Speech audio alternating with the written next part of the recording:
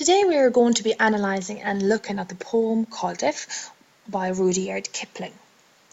Before we move on to look at language devices and structural devices, what we need to do first is actually to look at the author.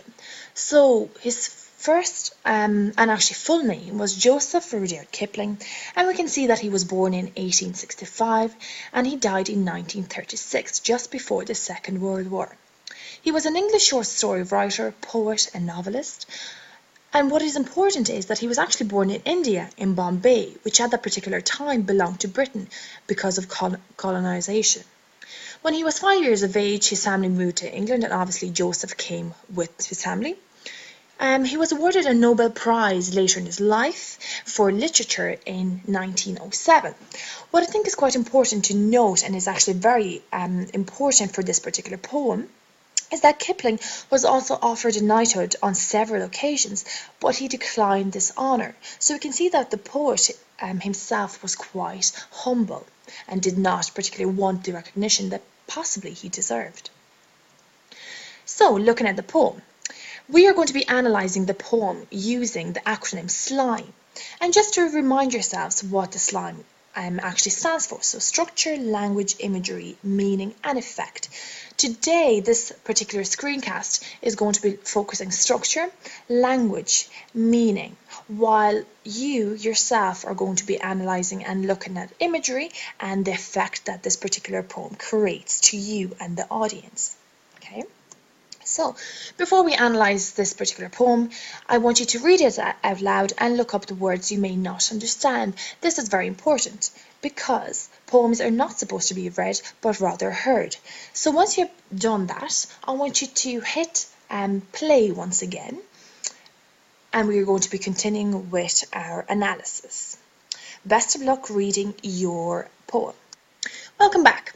Now we are going to be looking at structure, and by structure I mean the rhyme scheme of the particular poem. So what I want you to do now is to look at stanza 2.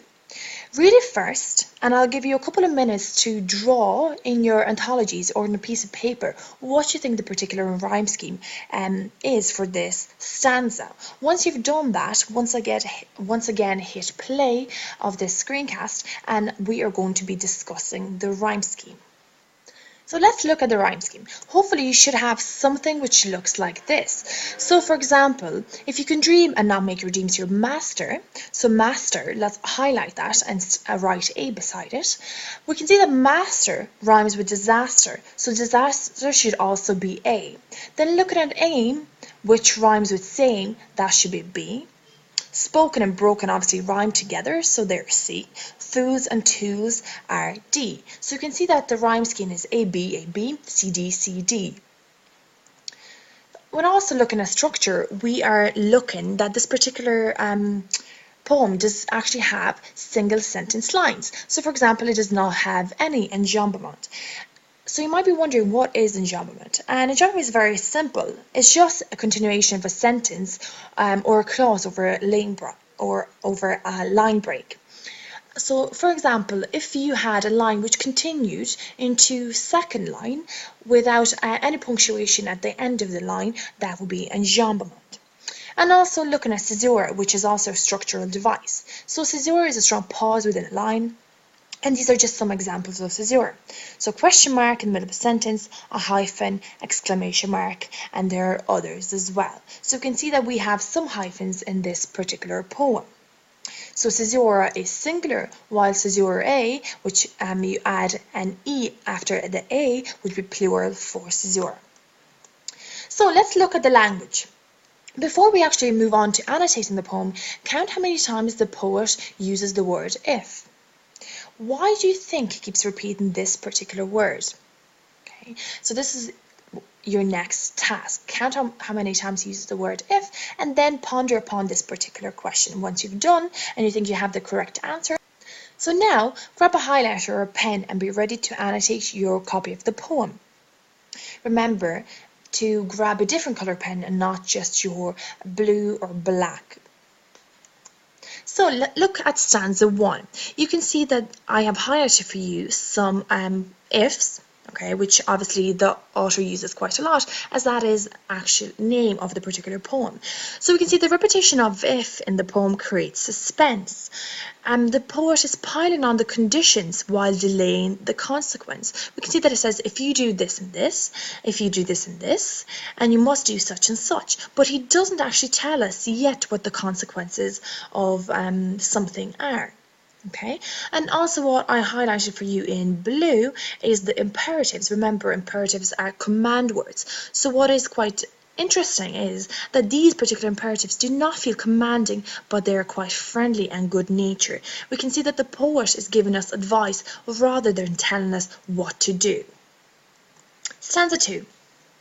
So we have personification in third line, and obviously personification is used to promote caution against impostors as triumph and disaster in this particular poem.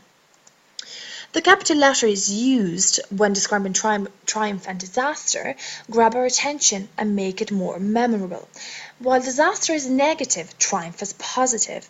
This shows that not everything in life will be positive, but you must deal with this nonetheless.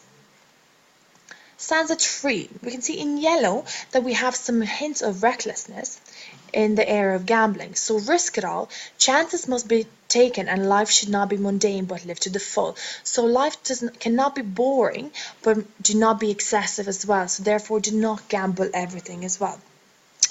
And the will, which we can see in the last line of stanza 3, is a capital letter for the willpower. Once again, a capital letter is used to emphasize the importance of willpower. And in this particular line, willpower tells us to hold on. So when something is going wrong, the willpower is telling us do not let go, but hold on, everything will be better. Stanza 4. In pink, we can see the underlined you or yours, and this is repetition of the second person singular you. The narrator achieves a direct appeal and maintains our interest. We can see that he is telling us, it's like he's speaking to the reader and the audience. But by the end of the poem, we are shocked that this particular poem is addressed to his son. And we can see that you be a man, my son, and there's an exclamation mark.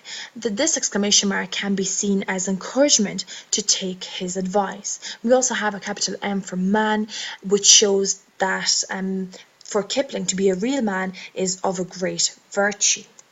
Also, the words as my son come as a shock as we finally realise that this is dramatic monologue. As I've said before, throughout this whole poem, we think that this poem is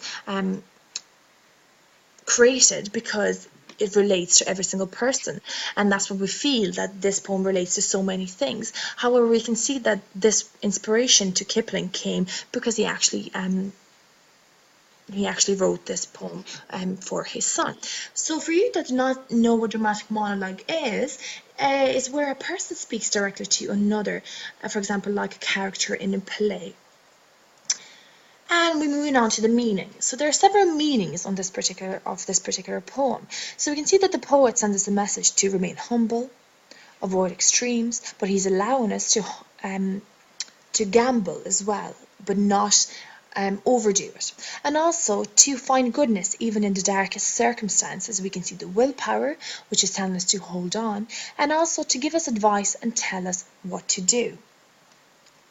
So it is important to know that this poem was published in 1910 and his son died in 1915 in the Battle of Loos. The son was just aged 18, and it is important to think that actually it was the poet Kipling who encouraged his son to go to war in 1915, and obviously the poem was written and certainly published before his son died.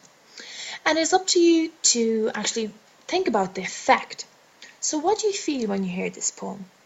Okay, what do you think about? Does it make you think about a certain event in your life, a certain problem in your life?